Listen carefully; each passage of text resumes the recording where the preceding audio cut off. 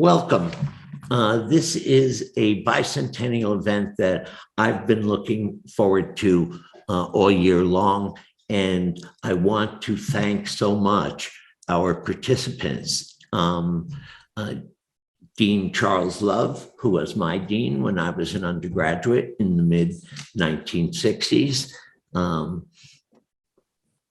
Former dean, former president elsewhere on another network, Richard Goroski, Eugen Baer, who I seem to think everybody knows for some reason, and Dean Clarence Butler, who has been with the colleges forever, and Dean Khurram Hussain, my immediate predecessor. We're going to try to make tonight a conversation, okay? Before we jump into it, and I've gotten some fabulous questions from current students, from those of you online, and I am going to begin with those in just a minute. But for a minute or two, I am going to turn the chat function on. We'll do it briefly so that everyone can say hello to whoever you want to say hello to, okay? And we'll of course be reading them later on. The chat function is going to be off during most of what follows. So if you would keep your microphones muted after this initial 2 minutes. We can keep them on now and have pandemonium and people can shout, but that will only last for 2 minutes. If by the end we run out of time and we haven't gotten to everybody's questions, this is being recorded and transcribed, so we'll continue the conversation after that. Teresa, if you could possibly turn on the chat function and let everyone unmute themselves if they so wish, for just a 2-minute hello that some of you have, of course, begun already.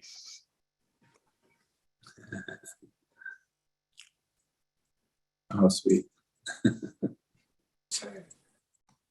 Hi, Hey, John. Charlie, well, it's Lynn Mayer. Good to see you there. You're looking great. I recall a great time with you and Wendy in Vietnam, and you're looking like you're ready to do that again. That was an amazing trip. It surely was. I should have got you to bring your Vietnamese covering for your. Yes.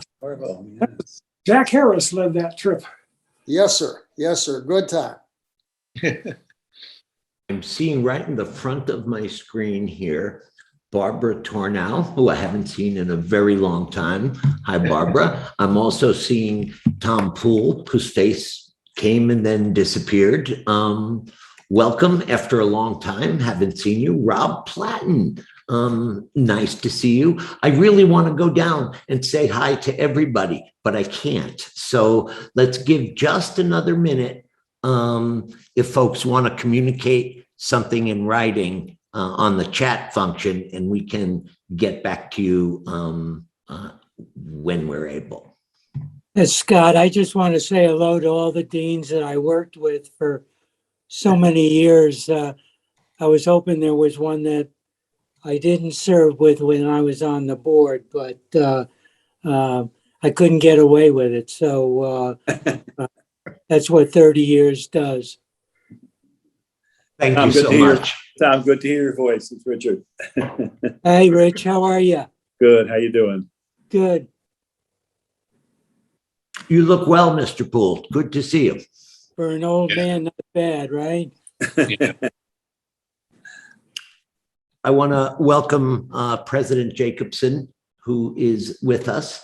I saw Teresa Amat there, who we all remember fondly. Did I just see Dr. Dexheimer? Oh my goodness. Hello, Roy. So good to see you. And thanks for coming. Yeah. John Norvell is, of course, here. We would expect John Norvell to be here, right, John? Thank you again. Our current Provost and Dean of the Faculty, Sarah Kirk, is here. Thanks for joining us. This is a group, I can assure you, Sarah, that it'll be about 30 seconds when I completely lose control of this entire event. Hello, Maureen Zupan. Good to see you. Ludwig Gaines, our president of our Alumni Association. Thank you for joining us, Judge Gaines. And with that, Hello. with that, we're going to close the chat function and begin our program, if that's okay. Welcome. I'm Scott Brophy. I know many of you, but I don't think everyone. I have been teaching philosophy here. This is my 40th year on the faculty teaching philosophy, and I've been dean for just a few years.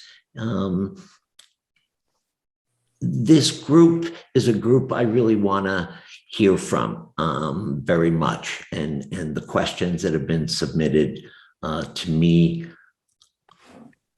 really show how celebrations like a bicentennial are Janus-faced.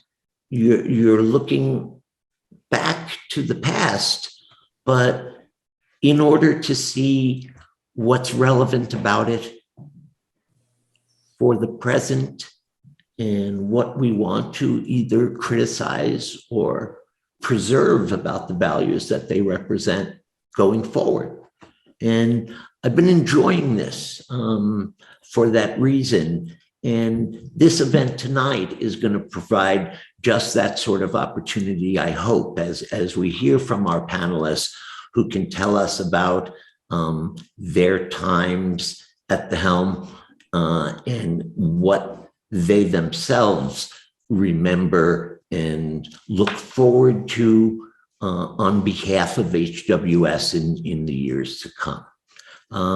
I want to ask just one thing of our panelists when you dive in, if you could just remind everybody of the years you were here on campus, okay? Because this does represent here, if you go back to when Dean Baer and Dean Love were here, Eugen on the faculty. I don't need to point out that he was a philosophy professor, which is the field that Dean Love had been teaching before being plucked to be a dean. And I don't know, it says something about a liberal arts college to have a long history of connections to philosophy. So welcome everyone. If you would just remind us in response, the questions, as I said, are very much looking back and looking forward. And if you don't mind, I would like to begin with a question submitted by one of our current Druids. The Druids, as most of you know, are an honor society that had become, dormant when I was in college, as many institutional things had in the late 60s and early 70s. And I believe it was during the 1970s that Dean Love revived the Druids. The question one of the contemporary Druids asked is just this: is there something, events, particular people that stand out in your mind as in some way emblematic of your time as dean, either as your time as dean or of the era more generally. Anybody want to take a stab at a memory of that type, Dean Love? Yes, some of you know that I came here from Antioch College, which is a very unusual and special institution. And one of the things that they did that was very helpful was to, students played a big role in the governance in Antioch. And I saw that happen, and it seemed to work a lot of times. And then one of the things that happened when I first came here after I accepted the job, my predecessor was very kind to me, but I did stop in at his office a couple of times, and I learned some interesting things about the process. He was seated behind a large desk, a big desk, and there were flags, American flags and Hobart flags and so forth scattered around. And then I had a book to guide me. I had a friend when I became a dean who sent me a book about being a dean. And in the book, one of the titles was, "It is a mark of good character not to know the dean." You think about how you have that happen. Well, all of these things got me thinking about how this should work and how we should work with students. And I remember very well that during the time that I was being looked at, a group of students took me to an Italian restaurant for dinner. And all they wanted to know, I'm going back to something you guys talked about, all they wanted to know was the history of Hobart. That is, what was it like when you were there as a student? In this case, I was then not the dean. And they enjoyed fantastically my attempts to say what Hobart was like then and how it was different now, a little bit different. And after I became dean, I learned a lot of ways it was different. But enormous changes took place over that period of time. And which was what period of time? You were a student in 1960? I graduated in 1962. Mm-hmm. And you returned 10 years later as the dean? 73 to 82. 73. At dean time, yes. Thanks. And it was, but the thing about Hobart was that I just could not get enough of especially the liberal arts. If you want to talk about that, where do you think philosophers come from anyway? They run into liberal arts. But I had quite a number of different things that I really loved about the academic life there, and it was wonderful. The good things about Antioch, which was a very different institution, was that they were very political and very much trying to make things better in a very heavy-duty way. And that also was interesting and difficult. The students, let's go back to my predecessor. First thing I did when I came into my office was to remove the flags and put the desk against the wall. Now, what that let me do was put a chair on the corner of the desk. The student, I can't show you here because of the situation, but the student was right there and we were talking face to face. And the students in that situation very often were upset.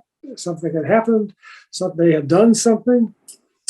So it was the first thing I did was remove the flags, put the desk against the wall, and get the students to be able to talk to me more and figure out what they should help do next for themselves. It was a remarkable experience to see the change of that, but I did learn it. I was taught that by an Antioch faculty member. The position of you are in a classroom or anywhere else is terribly important in what people get of the classroom or of whatever else it was. Positions are important, and I learned some things about it then, and I thought about it when I saw this office. It's not saying terrible things. It's just saying life was different, and a lot of good things happened. Just going to see if I missed a page here.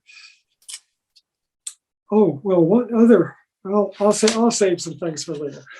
Thank you for listening to that, and I should. Okay, one more. I should say that when I was being checked, I was here at Hobart, and I was in the student union. I can't remember. I was with somebody, But I went in the student union, got some lunch or whatever, turned around, and right in front of me were two Antioch College faculty members. Here we are in Geneva, New York, with two Antioch College faculty members. And they said, that they were doing, I remember, maybe some of you remember Bob Schottheim and his use of the review process by departments to see how things were going. And they said, we're on a committee that was hired to do that review, and that's what we're doing. So that was nice to see them and so on. And they pushed me a little bit to see why I was here. But I went home, back to Yellow Springs, Ohio, went to a faculty meeting. One of them stood up and said, well, it's time for me to tell you that Charles Love is going to be the dean at Hobart College. And I did not know, I hadn't told anybody, and there they were. It was a wonderful moment in many ways. And I appreciated Hobart very much for actually teaching me some of the things that I used at Antioch and then Antioch back. It was excellent. Wonderful time.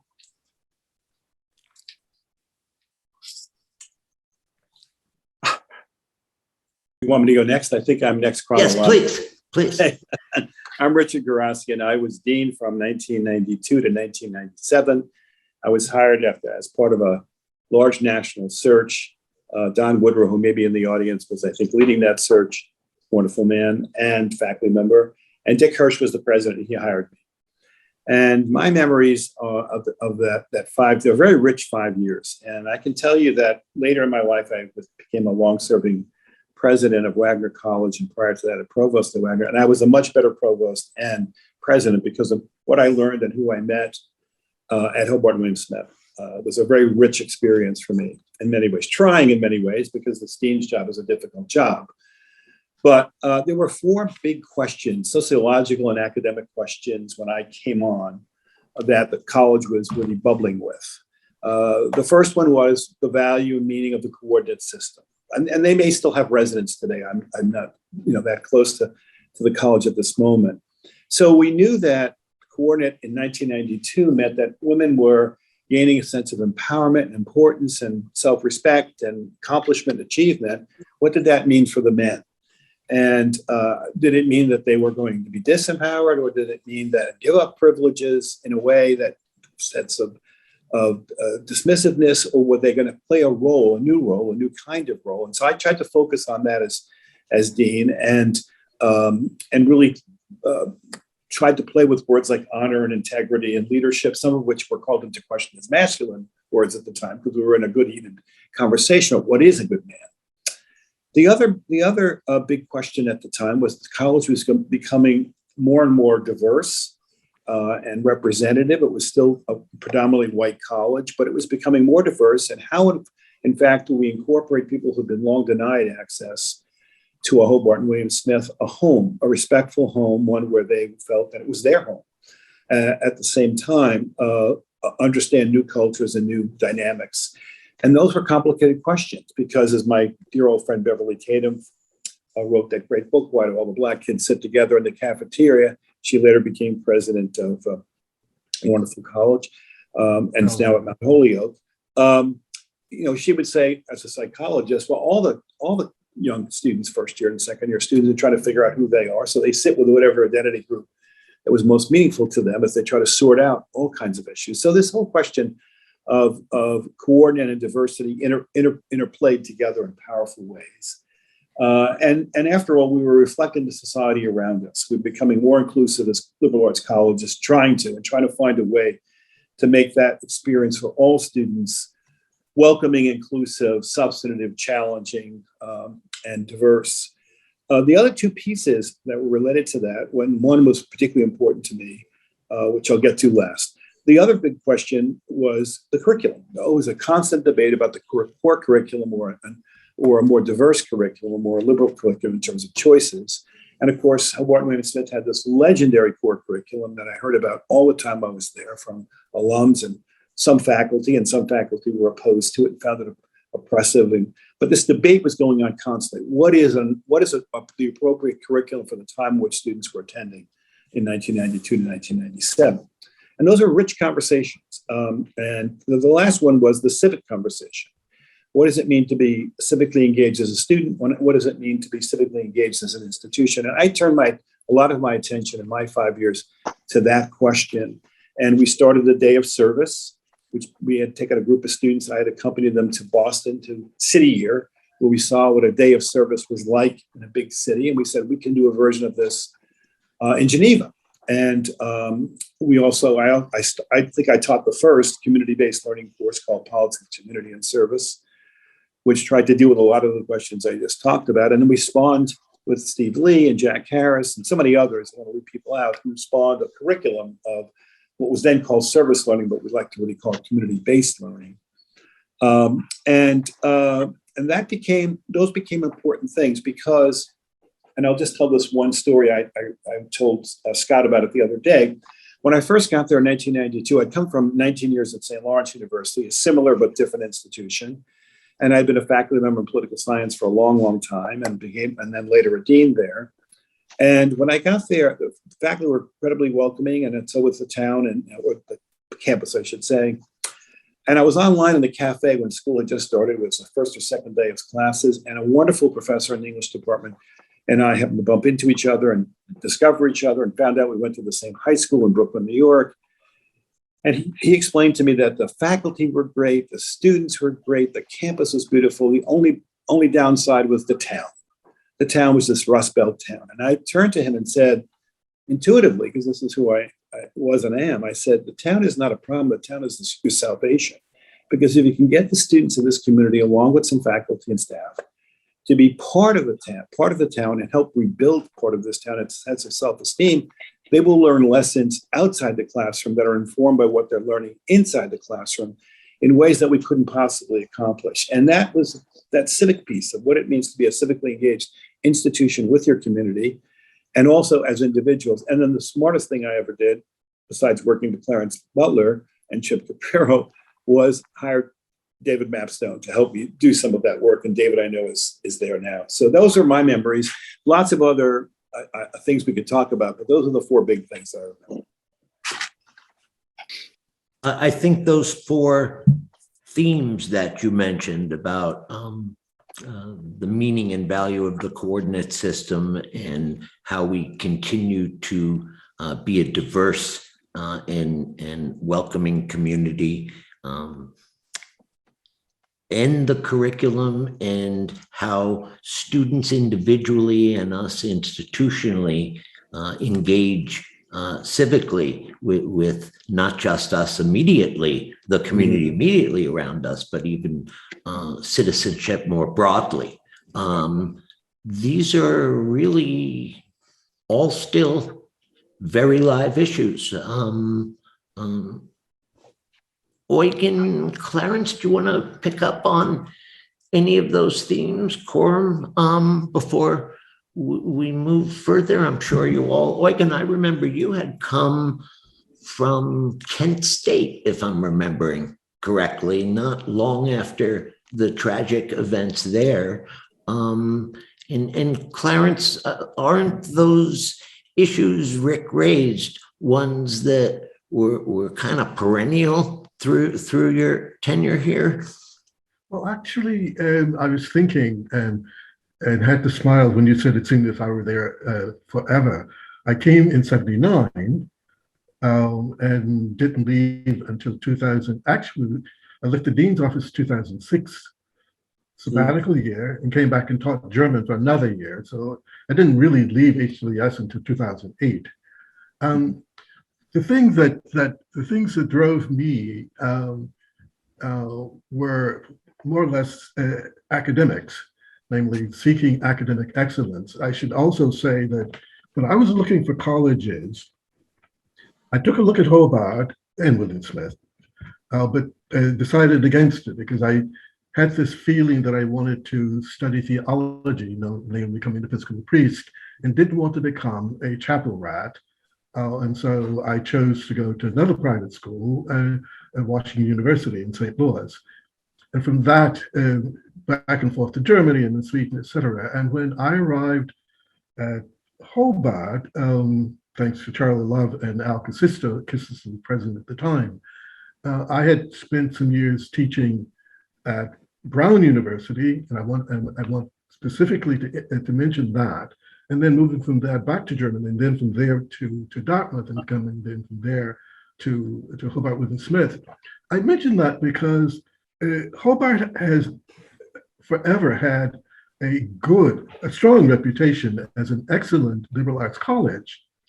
However, and this is not to be negative, but just what I encountered, I was not pleased with the level of academic excellence when I got there. And I think Richard Goroski was helpful in making us aware of that as well. And I had spent a great deal of my time living abroad, primarily in Germany. Had been a Fulbright scholar and the like, and I thought that the men and women at HWS were just as capable as the students I had at Brown and at Dartmouth. And one way to ensure, how should I say, the liberal arts notion, philosophy, was to get them off campus. Namely, I wanted to work with faculty in programs, but also make students aware of what we call the prime scholarships, such as Rhodes, Marshall, Cambridge scholars, and Fulbrights. And I agree that there are schools who perennially receive any number of those. There was no reason that Hobart and William Smith couldn't. And I thought it was like Moses in the Promised Land, will I ever see one? And during my tenure there, we did get a Fulbright. We had several near Fulbrights. One of the students, if now alumni, is with us on this program, and others as well. And since then, we've had, I shouldn't say we because I'm now doing other things, and students primarily in Fulbright. But it was such a thrill for me to receive the message that a student at William Smith was a Rhodes Scholar, a student at Hobart was a Cambridge Scholar, and then there were Fulbrights coming along. And those were my issues, and they were my issues because, and I will make this one observation and I let Eugen speak. I haven't taught at Brown and gone to other similar schools. I was always academically oriented, and at Brown, we had a change that brought about what was called the slash system. And when I was dean, I was interim dean at the time, I had the position of recommending a student for the degree that I felt should not have gotten one. And immediately thereafter, we formed a committee of the faculty to revise academic standards. And that made me very, very happy, because then I could take students from HWS to Rhodes and Marshall, et cetera. And that was my change that I offered to the college.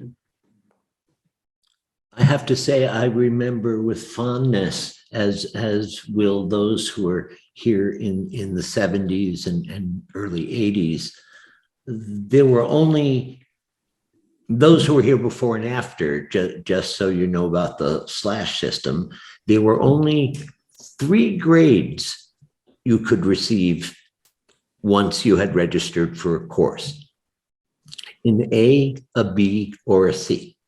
There were no pluses, there were no minuses, and if your work was below satisfactory, below a C, what appeared was simply on your grade report was simply a slash, which meant you never took the course and it wasn't going to appear on your transcript.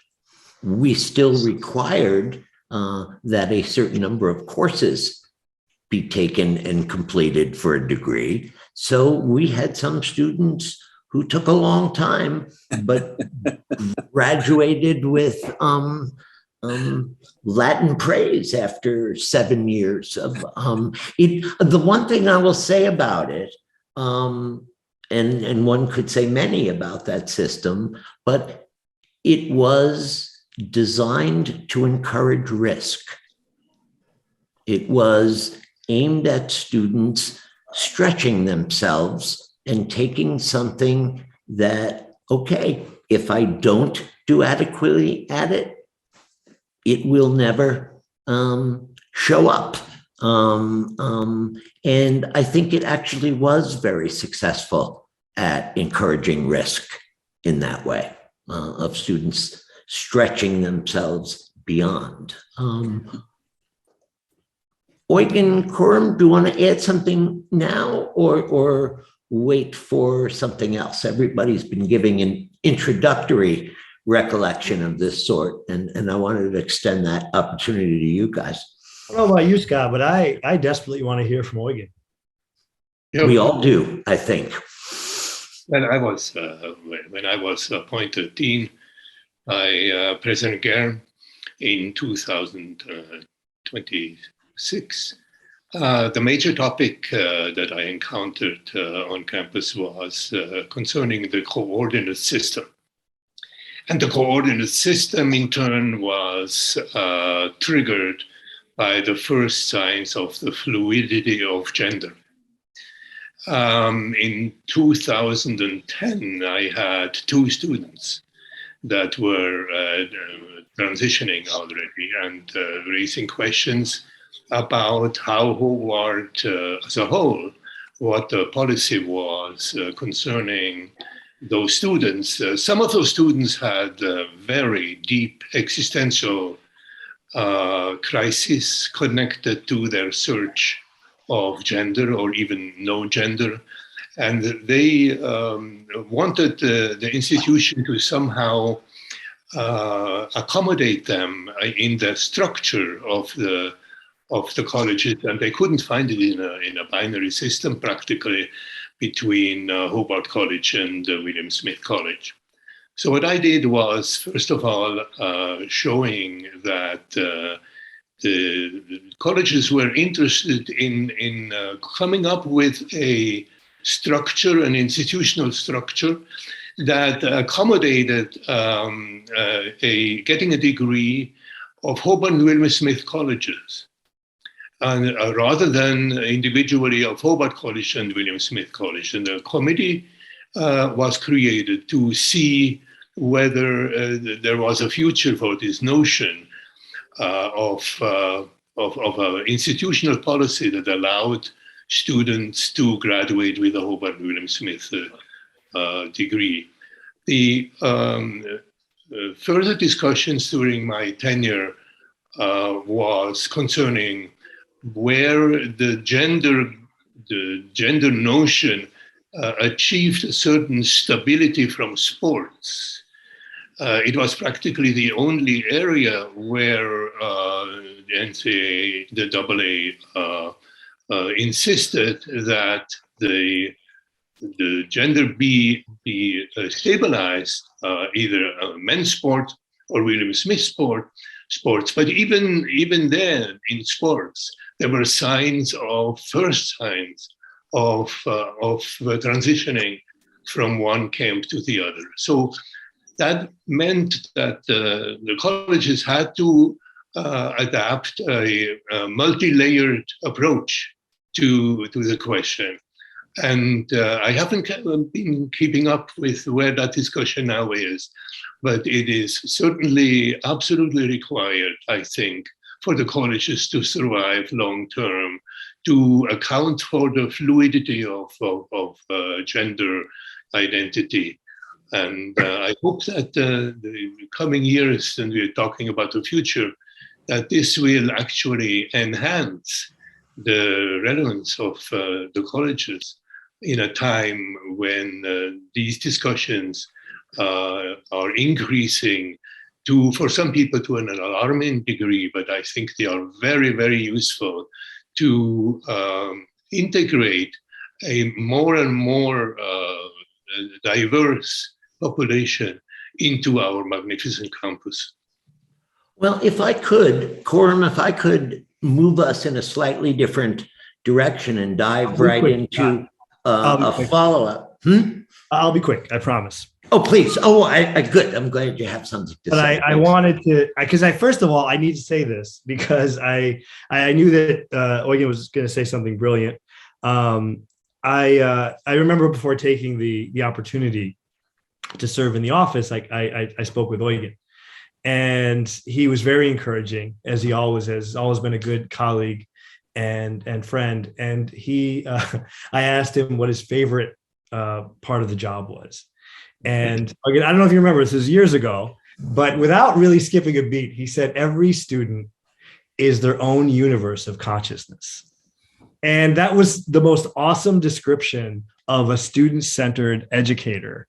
And that commitment, I wanted to acknowledge that, that was part of what was really exciting about coming into that work. And part of what I've really enjoyed in listening to everyone is Charlie talking about moving his desk for the same reason, right? That student-centered approach, that relationship-based approach to student development.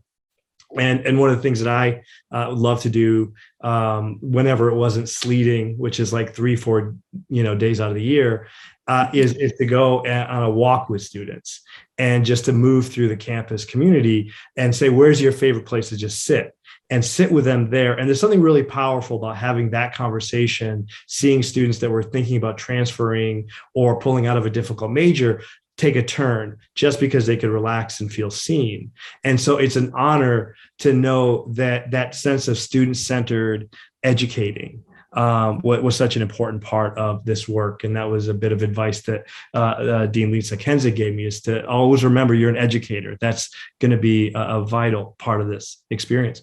And I just really quickly want to touch on two things, Scott. And take your time. Of course. You really risked it having these 6 people on a call, right?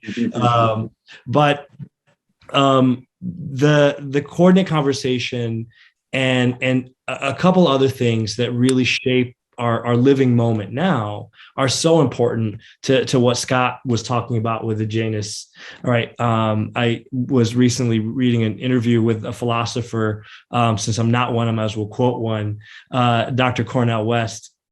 Every performance is the authorizing of a future in the midst of the present, trying to recover the best of the past. And what I found amazing, just like Charlie, is that there's so much about the past that our students really want to reclaim in meaningful ways. So even as we see our students increasingly diverse for the last 3 years, the most diverse classes, one after the other, even as we see movements for racial justice, growing in the last decade, what we see is students want to look backwards and understand what that means for their here and now and for the future. And so we're reimagining our traditions, looking at the Alger Adams Academic Scholars ceremony and event as a way of reclaiming that past. And giving students a sense of belonging was incredibly important to me, because how do you make sense of a 200-year institution that didn't allow everyone in for a long time and now does? How do you reconcile and bridge those two stories? And you do it by being incredibly honest and by letting everyone into the story and to that conversation. So that's all I wanted to say, Scott. I'll stop there. Scott. Oh, no, it was, you went exactly where I was hoping we could, and I very much appreciate that. This was, just to fill folks in addition to being our 200th anniversary, it's 80 years, 90 years this year since Alger Adams graduated. Alger Adams was the first African-American student to graduate from Hobart, and students now who identify themselves as people of color, if they have achieved a certain GPA, are now Alger Adams scholars. And that's designated on their transcript in his honor. And we recently had a dinner to acknowledge and celebrate the academic achievement of Alger Adams scholars. Quorum for all of you who attended orchestrated an incredible event. It was centered not just on our students and what they've accomplished and what it was about Alger Adams' own experience that they should be thinking about, and as you put it, reclaiming in their own way. And it also involved a very careful look and a careful connection with the town, right? With the people who had led and helped. I mean, Adams was a member of the class, but it wasn't as if he could live with his classmates. Somebody. Hello. Hello. Hello. Yes. Why do you not have a scientist on your group? Because who's asking? I'm sorry, I can't see. I'm asking. Who is the I? I'm sorry. Don't you see me on the screen? Gosh, I see you. There are 105 participants. Could you state your name, please? Don Woodrow. Dr. Woodrow. Hi, Don. I'm sorry I didn't identify you. Well, we don't have a scientist on our panel, Don, for the reason that these are all former deans. And there are no living scientists who are former deans. But I'm so happy that we're graced with your presence to add to this. If I could pick up for a second on one of the particular things that Eugen mentioned among the things that Rick had kind of laid out in this way, the question about the coordinate system is still very much debated. And let me kind of put it in stark terms to get your reactions, if you don't mind. The claim by many, well, let me give a very fast two different ways to look at it. On the one hand, yes, the binary male-female notion that began the idea of a college for women may not be the same now as it was then, but HWS's approach to gender and what it is to be a student of one or the other, or now both of the colleges, if they so wish, has changed over the years in many ways as concepts of gender have changed in society more widely. And how we adapt and change that is the question for one side. The other side says, look, the idea of a coordinate system has seen its day. We've passed the point where it makes any sense to have a coordinate system. The coordinate system is a relic of binary gender concepts. And as students who are now not applying to college, but a little bit younger even, say middle school students, by the time that group is applying to college, it's going to be a turnoff to see some reliance on that kind of binary notion, because gender fluidity has taken root even more in those who are younger teenagers. So the challenge then is this: is there any reason down the line, other than it's part of our heritage, for there to be a coordinate system past the next few years? Charlie. I had an experience that relates closely to this, I think. When I was a student, Ben Atkinson, who was the dean then, and somebody I really liked, he called me into his office and he asked me if I would take over and become the editor for the Hobart yearbook and the Echo. The production of that yearbook was, he said, in control of one fraternity. All the people who were appointed to the high positions were in that fraternity and always were, in recent years. So at the same time, I was aware that male students whom I talked to about the yearbook after I took it over, wanted very badly for a coeducational yearbook. The reason they did is because they saw all these people as fellow students, and they were nevertheless separating them tremendously by having two yearbooks. And I got this message over and over from male students. So I found that out, and I decided I would talk to the William Smith editor of The Pine, who had been chosen also, Carol Petz.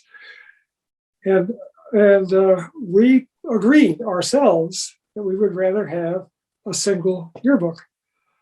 Now comes the question of how you do that, and that's a very interesting thing. The dean of William Smith at the time was named Helen Heath. Some of you must have heard of her or even know her.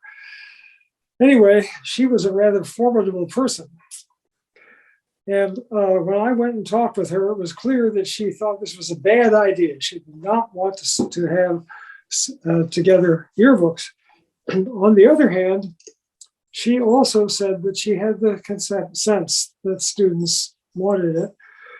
So she said, here's what we'll do. I will go along with this if we can hold an election and show that the women want the joint yearbook. And what a treat for me, I guess. It was the opposite of a treat. So she said, here's what we'll do. You will come to an all-school meeting of William Smith in a giant auditorium that we had. You will come to that and you will give your argument for having one yearbook instead of two. And you can talk as long as you want. And all of the students are required to be there. Every female student will be there. However, it was a little interesting thing because what happened when I finished my speech, I left and she held an election where she counted the votes. I was a little cynical about all that, you can imagine, I'm sure. But what came out was very honest. She lost the election, and we had a single yearbook every year after that. In fact, yes, Wendy brought along the one. That was the first joint yearbook. You know who that is? Right. And the person who drew that cover was Joe Rischel, for those of you who know who Joe was. One of the fine people. But he was one of the big yearbook helpers.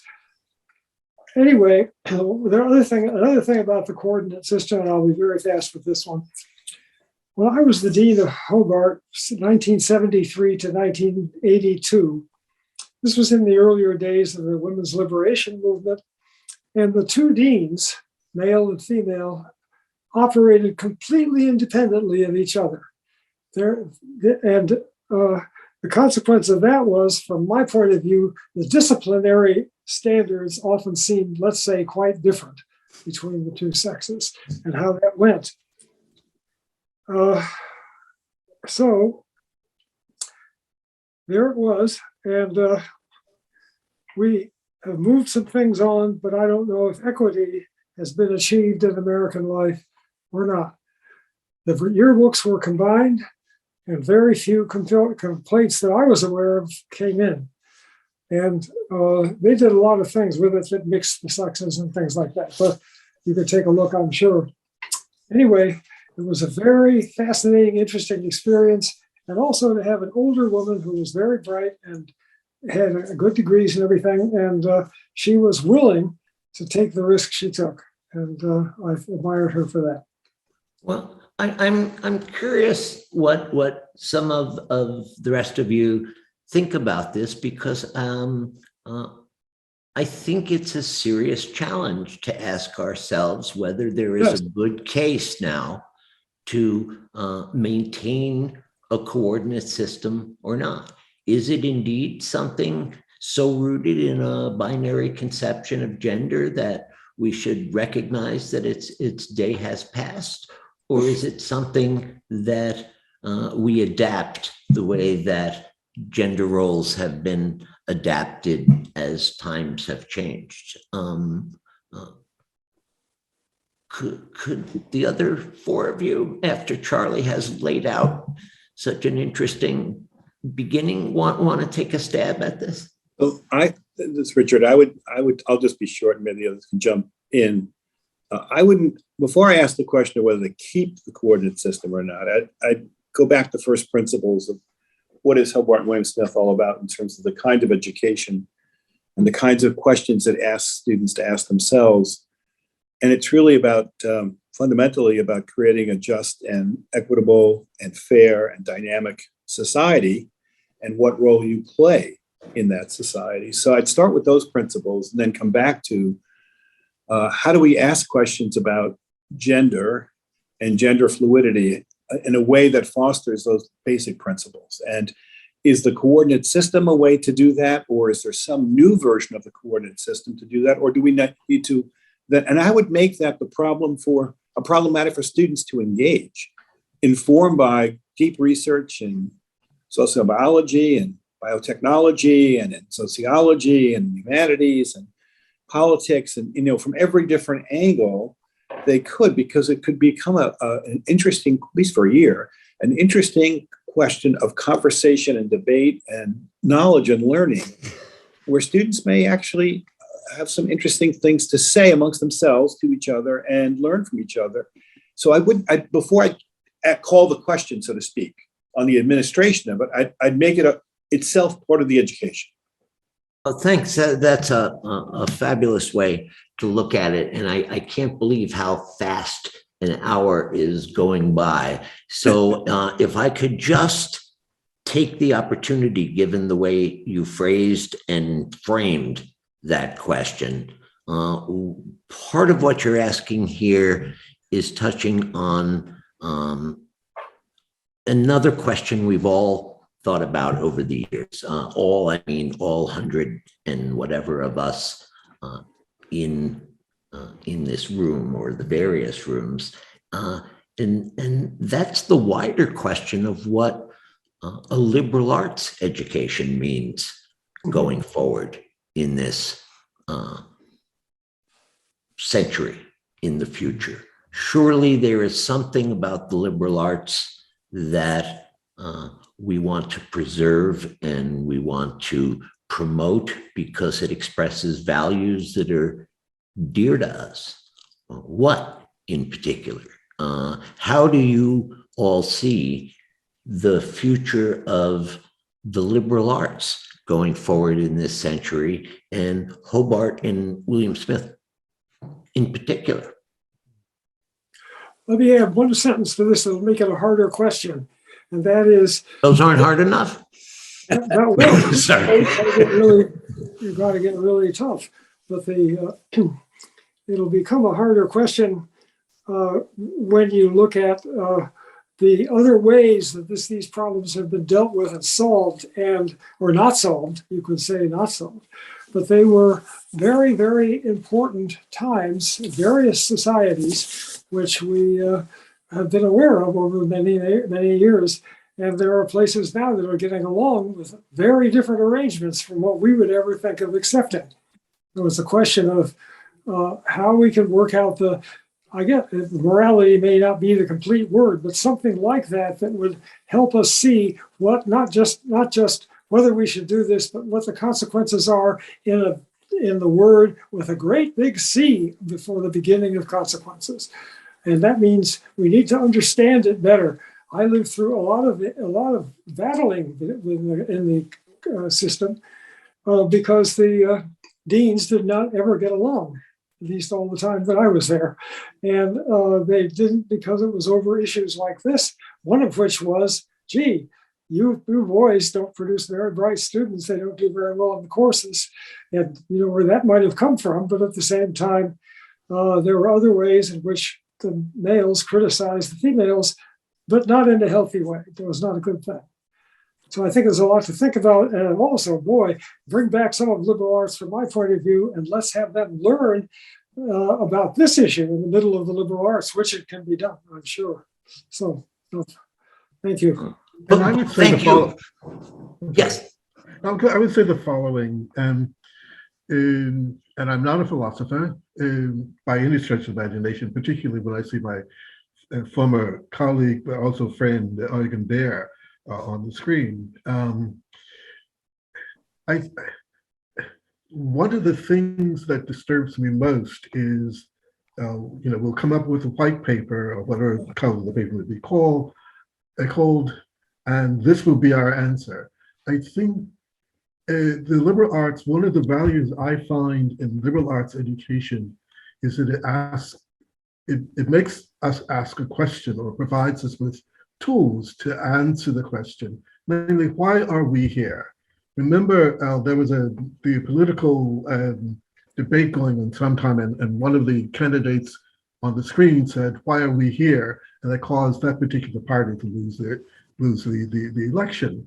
But I think that's a fundamental question, which a liberal arts education, and that for me is not defined by how many courses we have in arts, how many courses we have in the sciences, how many courses we have, whatever the discipline may be.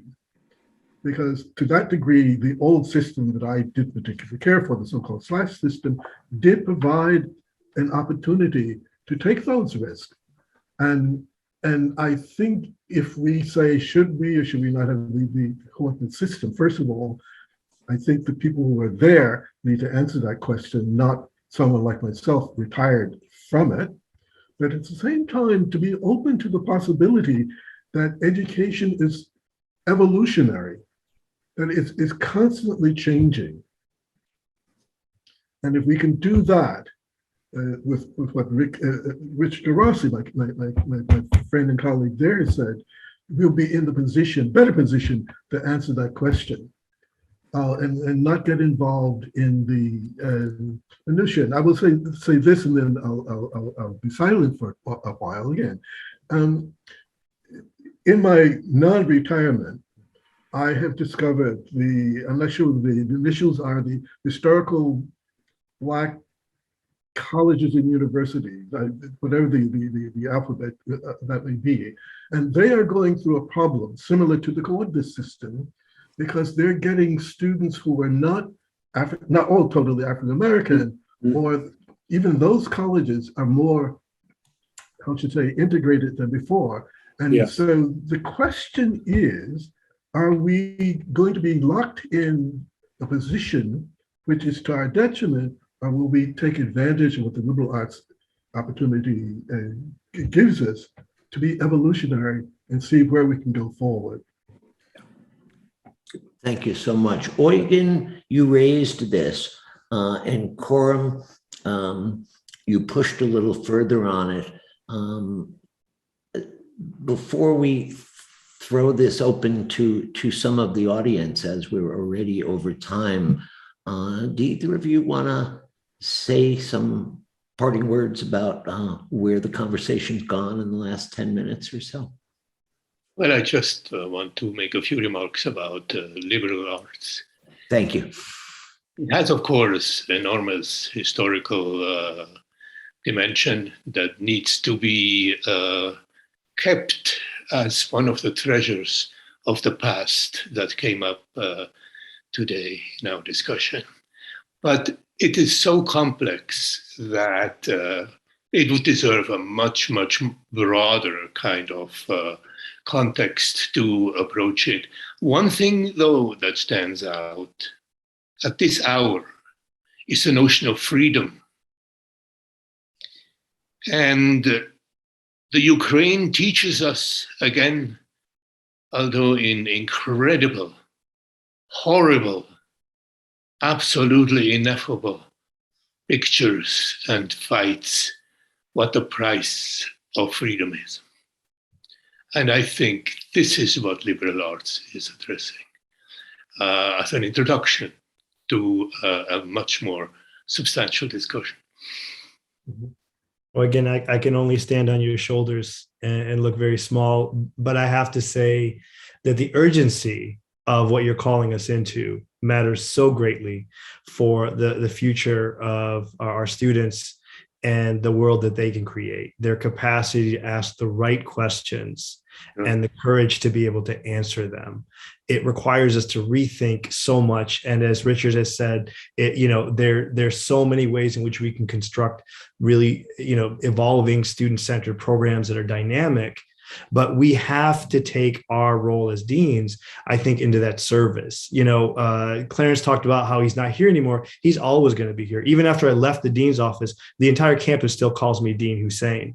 There is a symbolic role that we play in addition to all of the engineering and management in a 200-year-old institution. What we have to be able to do is embody that evolution, to say this is what the liberal arts is, right? So that you can introduce one of the earliest introductions of Africana studies, women's studies, LGBTQ plus studies, right? You can continue to grow who gets to participate in critical, meaningful thinking that has the capacity to lead in our world, and that we need more desperately now than ever. Well said. Well said. Thank you so much.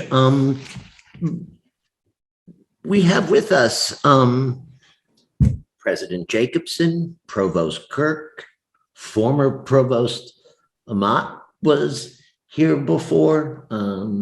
Dean of William Smith, Lisa Kensick is here. Do any of you wish to respond to any of this discussion at all before we throw things open? Teresa, I'm going to count on you to figure out a way to see if one of them is responding, or whether they've run into the kitchen and hid from the invitation. I think this is Joyce. I am so grateful to get to see you on Zoom, and that I have not met all of you is unfortunate. I hope to meet you all in person, but I don't want to take up any time. I'd rather hear more of what the deans have to say. Thank you so much.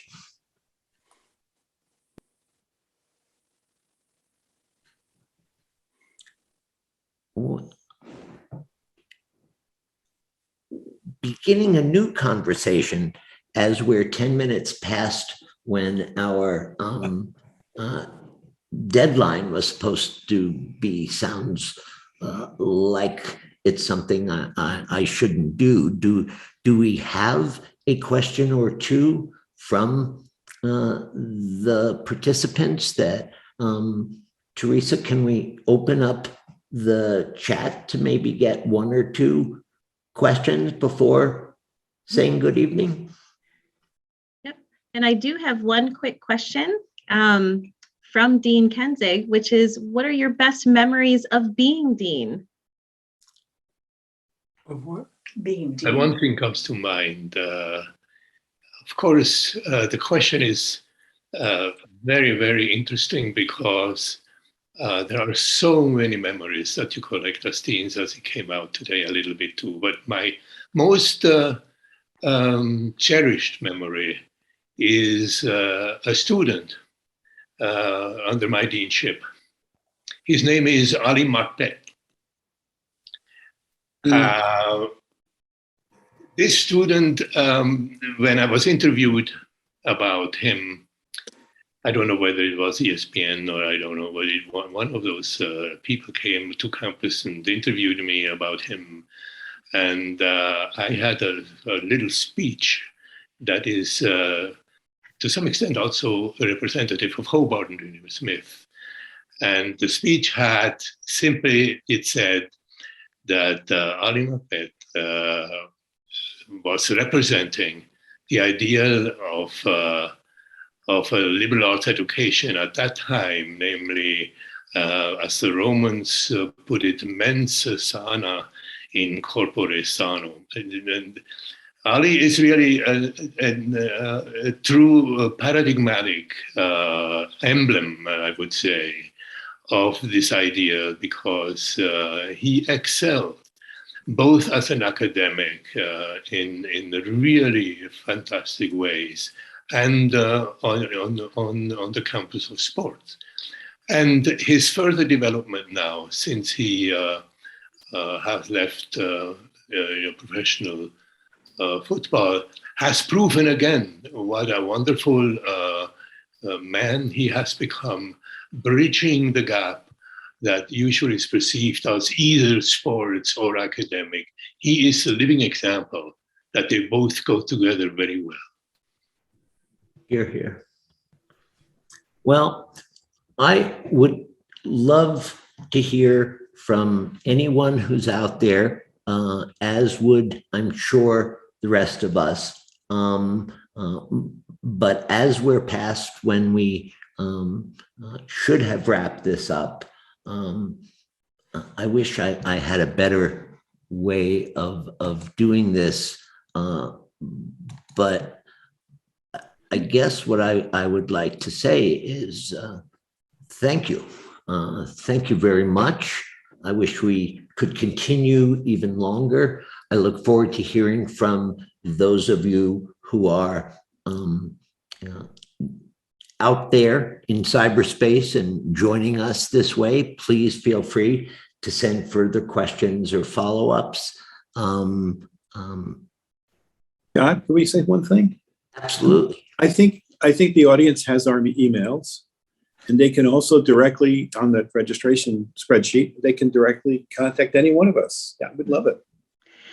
I was Thank going you. to say as well that tonight's program, and thank you very much, everybody, will be recorded. And in the next few days, it will be sent to all of our registrants and participants.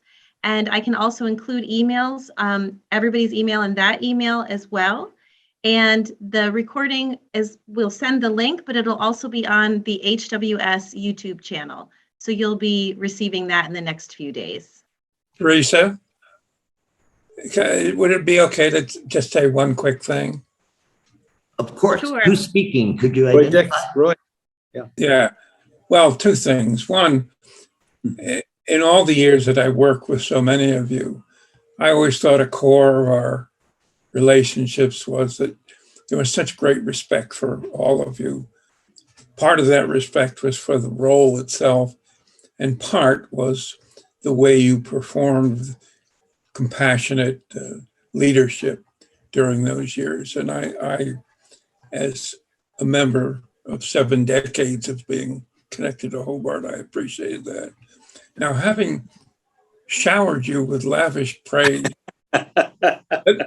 let me point out as well that the dean in my era was the only dean whose name was also his job description.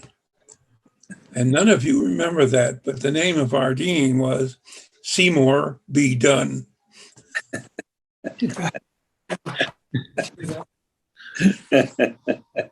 Well, I'm going to, for all of the deans on the panel, I'm going to take the spotlight down so that you can scroll through and see everybody who has joined us in the event tonight. Great. thank you, Dr. Dexheimer.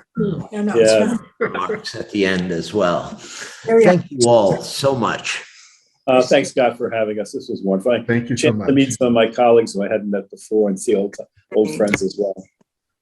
Alan, okay, Barbara. Hip Hobart. Bye. Here again. Yeah. People. You certainly have a few minutes to talk to each other, say hello to the deans at the end of the program that you did not get a chance to do. We will not lock this down until let's say another 5 or 7 minutes. So I didn't meet you. I didn't know you before. So tell me when you were dean and some of the stuff you were involved in. So I was dean for between Eugen and Scott. That was that was me, and I guess I was the buffer. But I mean, honestly, Richard, there's nothing more defining than the pandemic. Yeah. I mean, that's what happened when I was in the office, and I was really proud of what we were able to do. The Hobart and Lee Smith Dean's offices essentially stayed physically in person available. I admittedly probably in part because of archaic files, not being able to go digital, but imagine walking on campus and it's like post-apocalypse. Yeah. But the lights are on, right? Even after the sun goes down in the cold March nights, and it's all Smith Hall's, bottom floor, right? Yeah. And that's that beacon. And so it was, both symbolically and actively an incredible moment to be a part of this team. Well, good lucky to have you there. Yeah.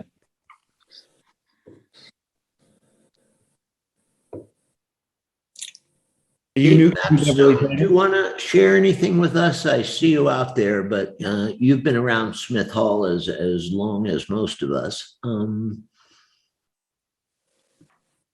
sorry. I was asking Dave Mapstone. Yeah. If from his perspective there was anything. Let's see, David. Yeah, just real happy to see a lot of old Hey, there he is. colleagues, Eugen and Clarence and Richard, and Quorum, of course, on campus, and Scott, my new supervisor. In a manner of speaking. Yeah. So David, Exactly. I told the story about you in the rehearsal we had. We had a short rehearsal, and I said that when I was dean and things got to the point during a given day when things were completely out of control, occasionally you'd pop into my office as a junior administrator and say, Goroski, we're going to hit a bucket of balls at the driving range until you get it all out of your system.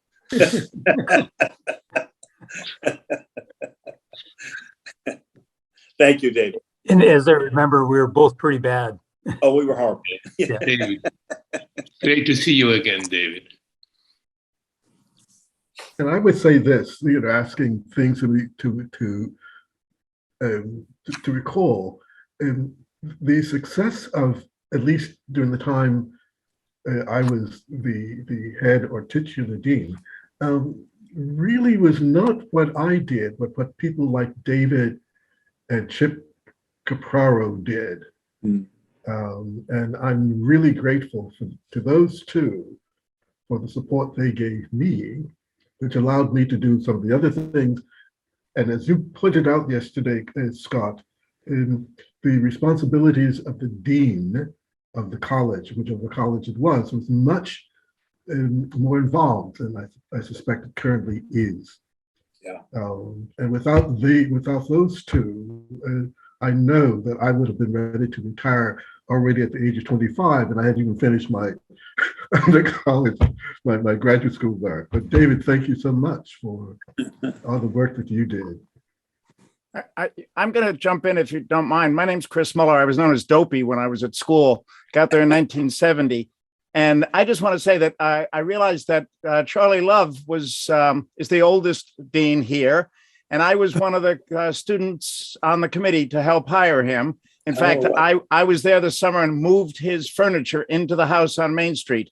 But without the slash system, Dean Butler, I would not be able to say I have a PhD from Cornell and was a dean myself, because without Charlie's help and the slash system, I would never have graduated. And in fact, it was Ben Atkinson, former dean, who stood up in the faculty meeting and said, do we really want him back next fall? He's the epitome of the Hobart man. It's time for him to leave.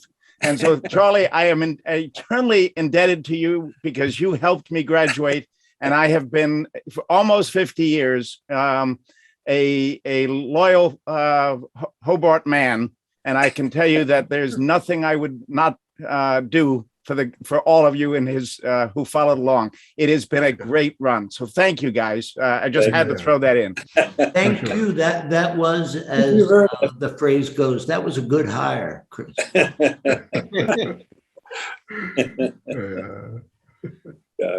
Can I say something? Please, I was going to ask you, Alan. I'm one of the faculty members, at least, who's on here today, who Alan, oh my goodness, good to see you. Good to see you. 5 of you deans. So you all were different. You all treated the office in a different way, but it was wonderful being on the faculty with you folks. And I thank you for the service that you did for all those years and helped us faculty in making the college a great place that it was. Yeah. And that it is. It's great to see you, Alan. You too, Alan. Yes. Thank you. Oh, Alan, you were a comfort for many of us, I'm sure. Indeed. Alan, you happen to look younger than you did when you retired. I was noticing that too. Yeah. Just like all the deans look very young too, right? They should have kept you, at the colleges just to give the tours. You gave my wife and I a tour of Geneva and showed us things that would have taken us years to find. Yeah. Including the landfill. Thanks. Oh, God. Well, thanks to everybody for this. It was Great. a joy. Thank you, Scott, for organizing it. Yes, yes. Thanks for taking a chance on it. That'd be the slash system. Indeed, It was your indeed. experience with the slash system that gave you the fortitude to take the risk. Yeah. Can I Again, ask everyone to unmute and give a round of applause to our former deans who have got us this far? Thank you. Oh, wonderful. Thank you, Pat. It's a pleasure to meet you all.